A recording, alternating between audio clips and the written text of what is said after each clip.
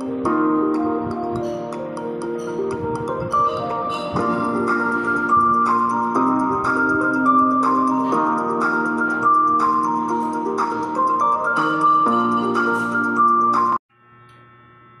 guys, good evening, Pilyong Maestro po.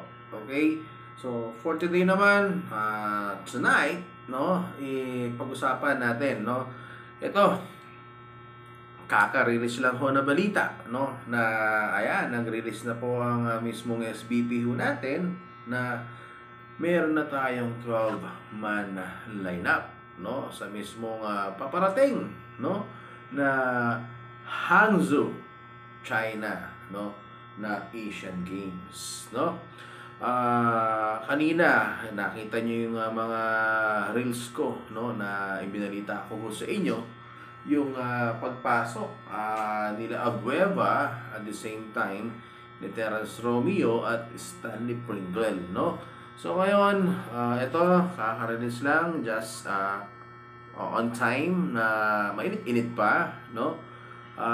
Allow me, no, na himay-himayin natin, no, yung 12-man lineup, no. Ano ba ang silbi, pakinabang, maganda ba ito, bakit isinama ito, ano. So yan yung mismong himay-himayin natin, no, mga kapilyo ko, no, sa mismong TV na Pilyong Maestro. Okay, number 1 on the list natin, no, na nandyan, okay, is si Aje Kwame at saka si Justin Brownlee. Yan, kakasabi ko lang kanina with my reels or in my vlog, no, na yun nga, si JB is on injury. Pero parang nakikita ko, no, sinama na siya, no, dahil magandang pangitain siguro yan, no, na dahil siguro nakaka-recover na ito, no, sa mismong injury niya.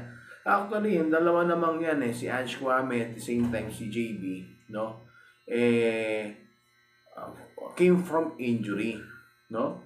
But ito nga, no, talagang in-include sila, pinasok sila sa mismong lineup. Kasi to tell you, sa mga hindi nakakaalam, no, according sa aking research, no, sa mismong Asian Games natin, sa mismong Hangzhou, China, committee na sa mismong Asian Games, inaalaw nila, no, na magkaroon tayo na ang isang team na multiple naturalized player. So it's a nice, no, na pasok yung dalawa at hoping na they are physically fit. So masasabi ko doon, JB gives us leadership, no, and at the same time offense, no. And Ange Kwame give us a ring protector and a rebound, no, na talaga naman with these two naturalized player natin na to, talaga naman mapapalakas natin, no, ang mismong lineup natin. Ayan ang Gilas Pilipinas na ito nga, na hinahawakan ngayon ng aking Lodi, long time Lodi, 90s pa yan, no, sa mismong Alaska, no, si Coach Tim Cone. At pangalawa naman, ito yung mga kasama sa World Cup na lineup na yung iba dito hindi nabigyan ng playing time, no. Pero ito sila guys, no, number 1 on the list na nagkaroon ng sakto, no, na playing time, pero hindi nakita ang totoong potential doon, no. Si Thompson or si Scottie Thompson, no. Came from the injury, no, bago magsimula ang World Cup, buti na lang, no, naka-recover. Pero I think hindi siya ganun ka-ready, kahinog with the World Cup. Yun nga, dahil nga pinilit no, because of that injury. At pangalawa, Japet Aguilar nagbabalik, no, si Japet, no, na same din, na mismo masasabi ko, walang enough na playing time, kaya hindi na i-showcase din yung talent, no. Ito, Junmar Fajardo, ito, sapat yung mismong playing time, no. Tignan natin, no, sa mismong pagmamando ni Coach Tim Cone, no, with the Junmar Fajardo, no, the Kraken, no, kung ito talaga namang mabibigyan ng magandang laruan ulit, no. nakita natin kay Coach Chat, no? Talagang nagpasiklab, I'm thinking lalo na, no? Sa mismong mamando ng bagong coach natin na si Coach Tim Kong, no? And dagdag pa rin natin dyan si R.R. Pugoy, no? Na yan, magbibigay sa atin ng outside shooting. To tell you, mukha nga nung sinabi ko with my vlogs din, with my reels, no? At pagpo-posting ko din ng mismong sa FB ko with my wall, no? Yan ang kulang, no? Shooter. So, eto mga magandang addition, no? Eto guys, the bro Terence Romeo or TR7 nagbabalik, and Abueva the Beast nagbabalik, no? Yung dalawang yan guys, napakagandang addition, no? Sa mismong gilas natin, nagbabalik yung dalawang yan, lalo-lalo na si Terence Romeo, scoring machine of the San Miguel, na ito, kaka-recover lang din, no, sa injury. And kitang-kita naman, no, sa mismo naging performance niya sa paglalaro sa gilas nung bata pa, at ito, pa-out na sa mismong prime niya, no, pero makakakalabit pa yan guys, no, si TR7 natin. Anong may bibigay sa atin nito, no? Well, masasabi ko, he's considered already a veteran point guard, no? Yun yung mismo maibibigay niya pagka-veterano, pagiging mautak sa laro. And at the same time, shooting sa labas. Alam naman natin na talaga namang what do you call this one, bukod sa mismong showtime sa dribble, lehitimong shooter yan.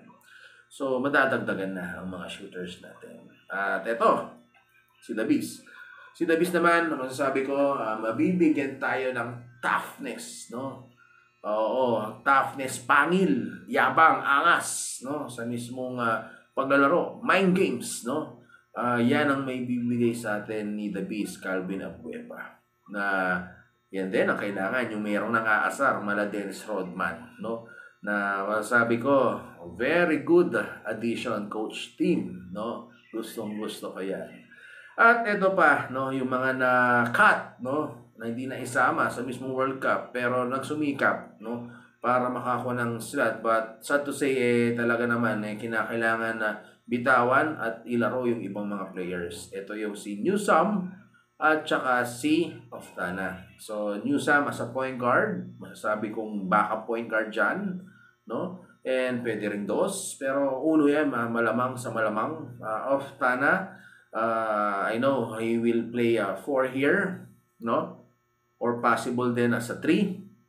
Dahil itong batang ito may shooting, no? So, yan yung may bibigay sa atin nung dalawang na-cut. At ito, no? Yung mismong in-invite nila, no, na big mans, no? Ito ay sila Mo Tautua, at the same time si Perkins. Pero to tell you guys, ang talagang original na talagang choice dito ni Coach Tim is si, no, Brandon Ganuelas Roser, at the same time si Jamie Malonzo. But sad to say, these two people or these two players na nasabi ko, na mention ko, they are injury, no? Kaya si Mo at saka si Perkins. Mo, bibigyan tayo ng bully ball sa ilalim. Same with Jason Perkins na meron ding shooting, no? Mo Tautua, yan, is more on inside game, no? Bigyan tayo ng bully ball, rebounding. Same with these two guys, Mo and Perkins. But eto lang nagiging problema, no? Wala sila sa listahan nung nag-submit tayo ng list. Okay? So, let's see, no? Kung magagawa ng paraan na may pasok sila, i-approve ng mismong Hangzhou, China, no? Yung mismong pagpasok ng dalawang yan, no? If hindi naman, don't you worry, meron naman tayong backup plan dyan, no? Dati sa Stanley Pringle, no? Yun nga, na panood ninyo, no? Na watch ninyo yung mismong reels ko na kasali rin si Stanley Pringle dyan, no? Pero it's a logical decision ito with the coach team, kasi alam naman natin na player na ito sa mismong Hinebra, na yun nga, alam na yung mismong laruan, no? So, it's a nice backup plan, no? Kung sakali with these two players, hindi po pwede, meron tayong backup. no? So guys, yan yung mismo mga bago nating lineup, no? So ulitin natin, Justin Brownlee, Ange Kwame, Scottie Thompson, of course, syempre, ang number 6 time, hindi ako nagkakamali, no? Na MVP of the PBA na si Junmar Fajardo, the Kraken. Ang nagbabalik, no? TR7, the Bro, Abueva, the Beast, Newsom, Japet Aguilar gives us again the athleticism, no? Ayan, medyo nabubulol, pasensya na. Athleticism, no? And at the same time, may rim protector also. And na-average scorer also, no? Oftana, Roger Pugoy, Tautua, and last but not the least, Super Kids, no? So, yan guys ang mismong masasabi ko na observation, no? Or analysis, no? Sa mismong mga bago nating Gilas players and with the coach. Well, masasabi ko, masasabi ko na makukuha siguro natin yung gold because of this lineup. If not, no? Well, at least makakarating tayo sa top kumpara sa mismong nangyari sa atin sa World Cup. But of course, syempre, iba ang mga kalaban sa mismo World Cup. Pero masasabi ko din, hindi rin basta-basta ang mga teams or mga countries sa mismong Asia na talaga namang nakipagsabayan na rin, no? Sa mismong European kind of style of basketball, no? So again, always support our Gilas Pilipinas. This is your Pilio Maestro. I will give you update anumang bagong mga nangyayari sa mismong basketball natin. Mapa NBA man yan, PBA man yan, or other current issues. Again, Pilio Maestro, signing off.